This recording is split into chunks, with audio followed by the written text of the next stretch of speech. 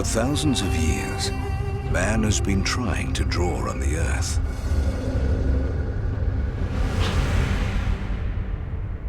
Now, world-renowned sculptor Andrew Rogers is set to continue that tradition. He is on a mission to create land art on a mega scale.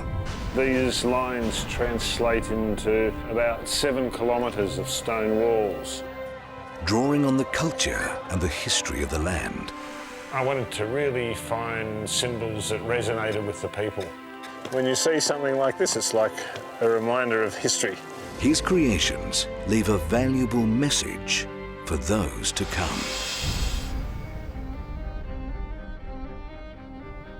Across 15 countries, including Turkey, China, Australia, Kenya, India, Iceland and North America, a series of massive sculptures have been created using nothing more than local stone and the cooperation of over 7,500 people.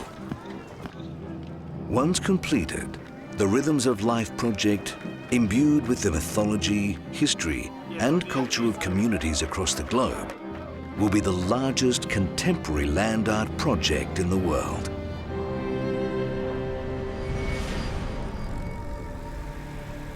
It's taken 12 years to complete 48 sculptures. Now, with the project nearing completion, Andrew will be tackling one of the Rhythms of Life project's most challenging set of logistics.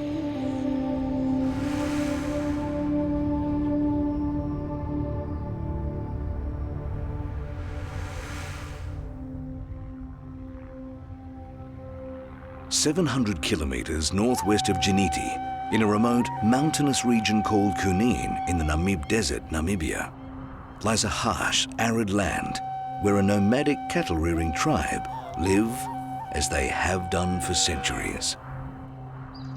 These inhospitable, extreme conditions form the location for Andrew's next project.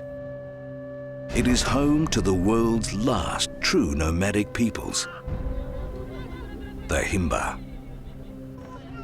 At the core of the Himba society is the worship of their god Mukuru and the spirits of the ancestors whom they communicate with through a sacred fire which burns continually.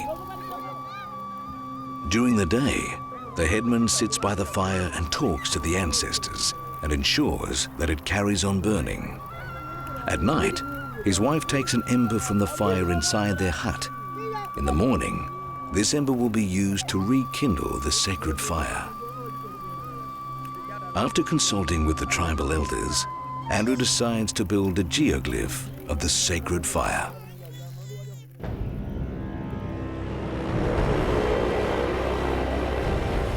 Andrew is keen to get to the worksite and begin. With a lot of ground to cover, Andrew must establish the exact number of workers he'll have.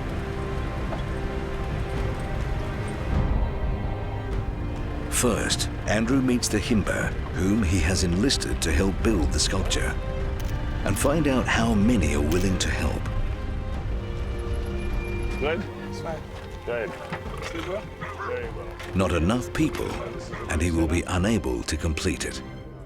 So this is a good setup? Yes, good location it is, for the yes, camp? good location.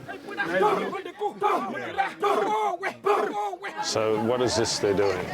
Traditional dances, normally they do that whenever there's a funeral or something, big events, cultural dance. What is to say hello? Okay. And how many people have we got here? Probably between 40 and 50. Because 40 and there's 50. people as well here that need to come and join us as well. Okay. I don't know how many, but they are. On first count, the number of people available seems less than anticipated.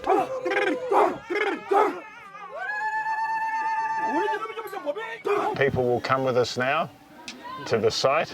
They're ready to come now, or they want to come later? Yes, I will go and confirm to them, but I think they are ready. So everybody's... So we can go to the site and then we can work out what to do. Yeah. Before work can begin, it is necessary for Andrew to consult with the men of the village and the headman as a sign of respect and to formalize the relationship. This group is made up of both married and unmarried men. Once a man is wed, he will cover his head for the rest of his life, only shaving it when there is a death in the tribe. The finer points of the arrangement are now negotiated.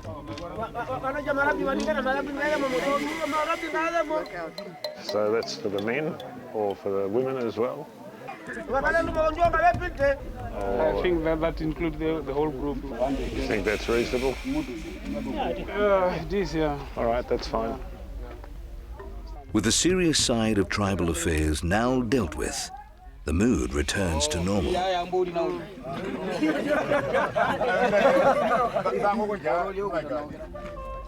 Andrew last visited the Himba in this area in the early stages of planning and has seen a familiar face. But I met this lady 2 years ago. And you've had a big rain and big flood since I was here. It's all over green. Good. Steve, are we right to go? This is not yet done. Okay. In this harsh, dry environment, the Himba use dust to wash themselves and burn herbs to clean their bodies and clothes. Several times a day, the Himba women apply a mixture of butter, red ochre and fat called ojizi to every part of their body, giving them a distinctive red hue. The mixture provides protection from insects and the sun and is considered highly beautiful, with the red symbolizing both Earth's rich red color and blood, the essence of life. It is also used to maintain the women's distinct hairstyles, which denote marital status and puberty.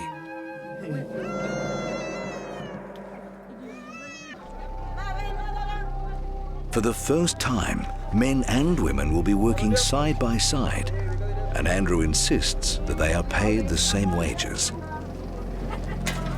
The pregnant women also want to work and are assigned only light duties. But their presence captures what Andrew celebrates in all his work, the spark of life. This is further emphasized by the children alongside their mothers.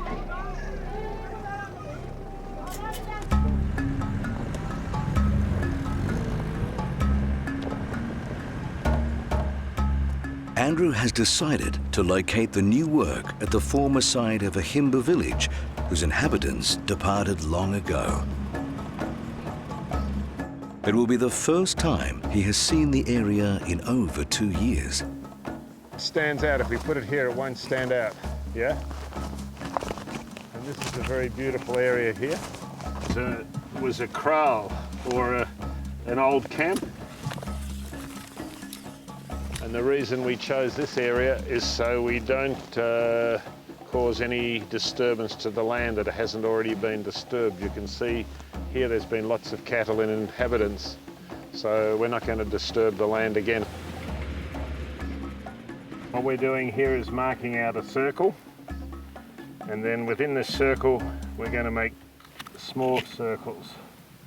So this is a traditional shape that we're creating to light a fire in, which is a fire that you see in every village in front of the headman's hut, and this fire is kept alight for 24 hours a day. It's a sacred fire, and a lot of community activity is centered around this fire. Rituals related to death, birth, circumcision, marriage. So it's a very central focus, and it's a connection with 2 generations of ancestors. With less Himba people available than he had planned, Andrew must quickly adjust the scale of the finished piece to match. I think that's big enough. With this many people, it's actually a lot of rocks. It's a waiting game to see how many people he'll have to work with for the next 3 days.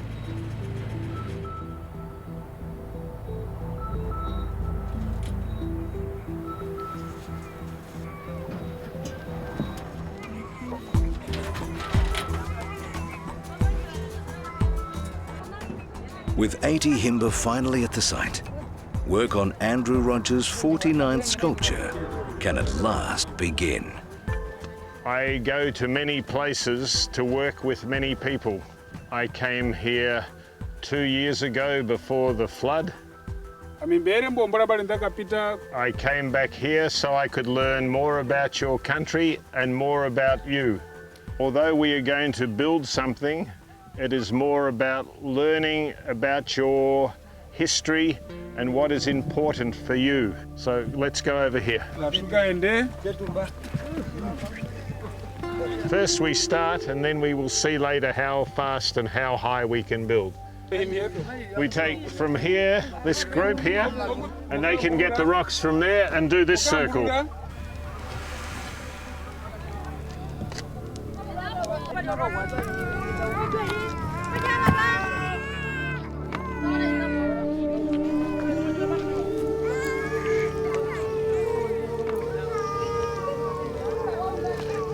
The Himba have never built a piece of art on this scale.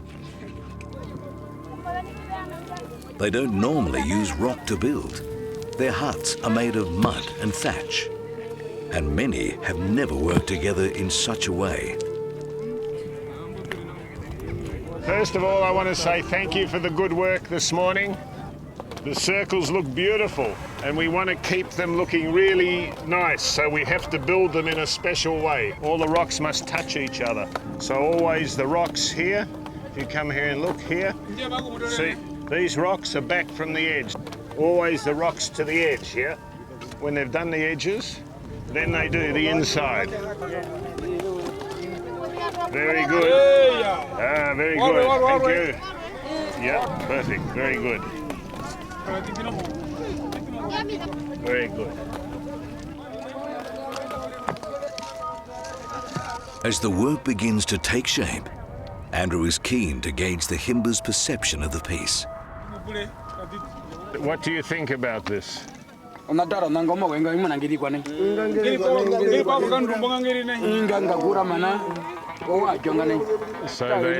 they can see the circles? Or not yet? They do understand now. They understand it. Okay.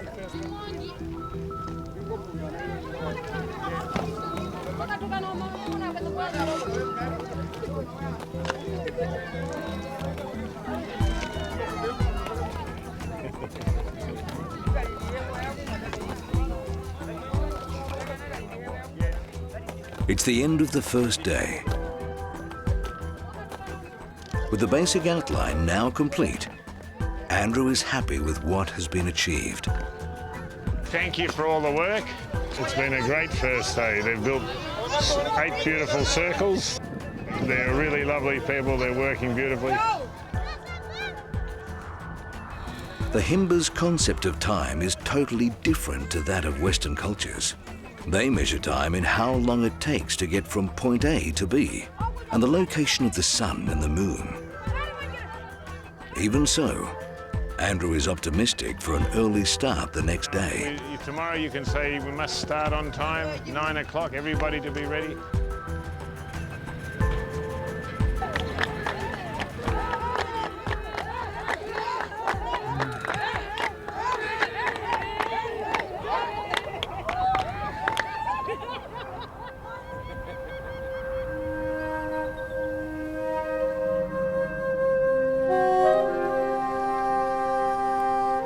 The Cunene River is what makes life possible in this inhospitable land.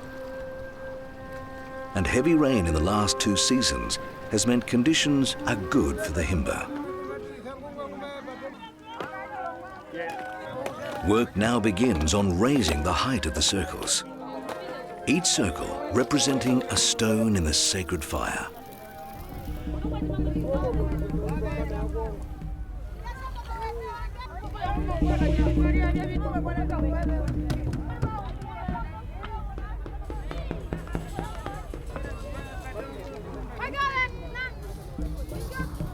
As the full significance of the piece becomes apparent, The Himba feel the design should be slightly altered to be fully in line with their beliefs.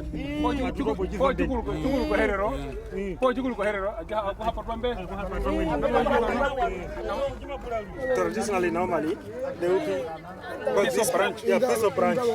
So we have to take all these rocks and maybe fix the other one. And then It's supposed to be a branch covering this place. yeah. Having accepted the piece as an extension of themselves, there is now some serious discussion on the best way to alter it. Because what these guys are saying is that That's all right. We make this wide here. because what they're saying is that somewhere in the middle there, we'll just pile a small field, not bigger than that one, but a small field where we'll put the branches here. Yeah, but we make this the entrance, they can put the branches there. To them, they say this entrance is not correct. To ensure the sculpture is in line with Himba belief, Andrew consults a tribal elder to clarify what should be done.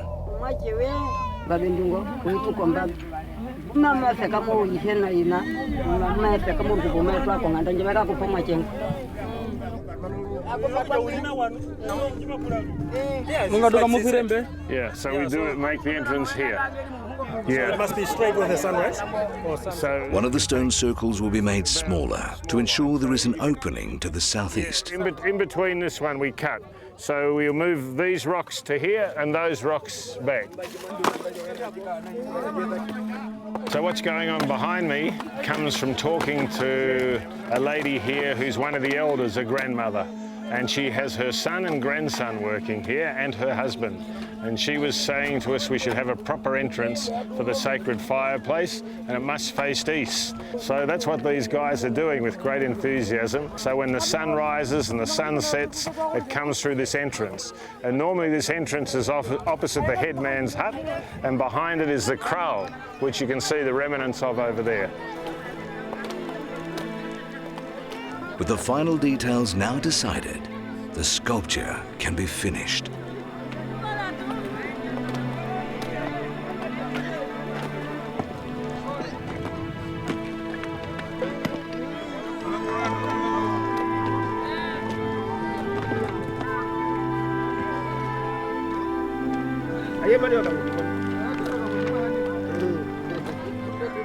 Finally, the last stones are positioned into the completed structure, and Sacred Fire, the 49th piece of the Rhythms of Life project, is complete. Utilizing over 10 tons of stone, this new piece was hand-built by the men, women, and younger members of the tribe across 3 generations, from grandparents to grandchildren.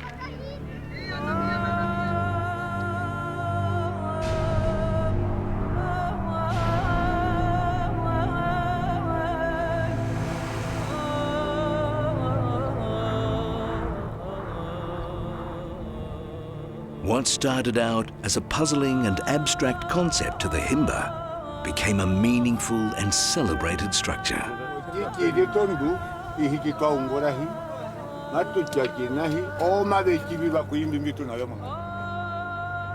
With all the stones now in place, the sacred fire is not considered complete until the ceremonial customs of the Himba are undertaken.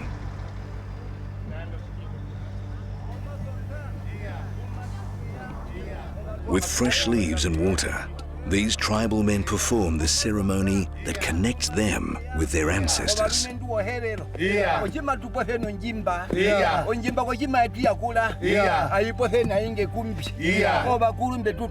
As the headman asks questions, the voices of their ancestors can be heard in the chorus of the other men.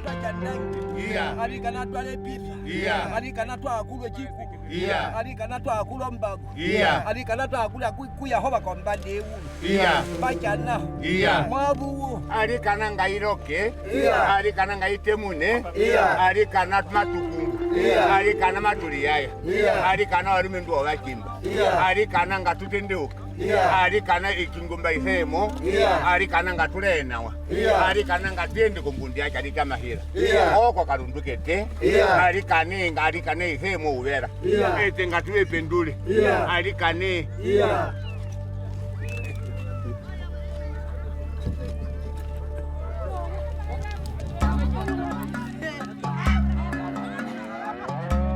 Along with fire, cattle are also considered sacred to the Himba, as the Himba's herd is descended from the herd of their ancestors.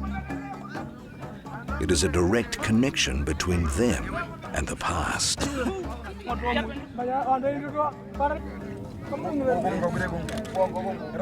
Sacred cattle are rarely killed, and the Himba take the opportunity to read the fortune of the tribe in the entrails of the slaughtered beast.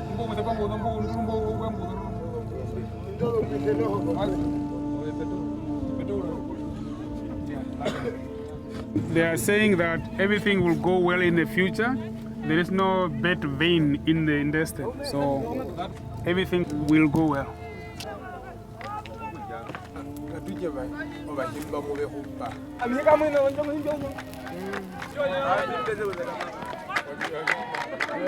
And now that the work is done, it is time for a joyous celebration.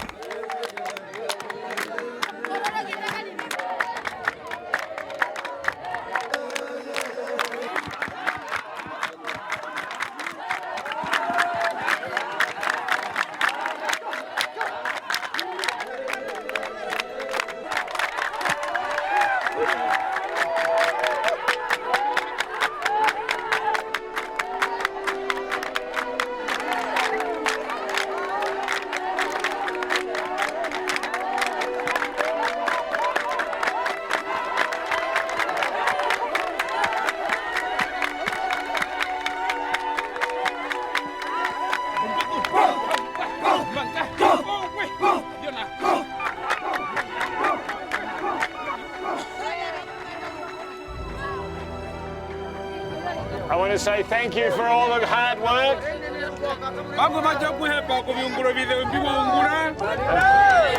And thank you for all the dancing. And you live in a wonderful country. And you're wonderful people. You're lovely people. Thank you.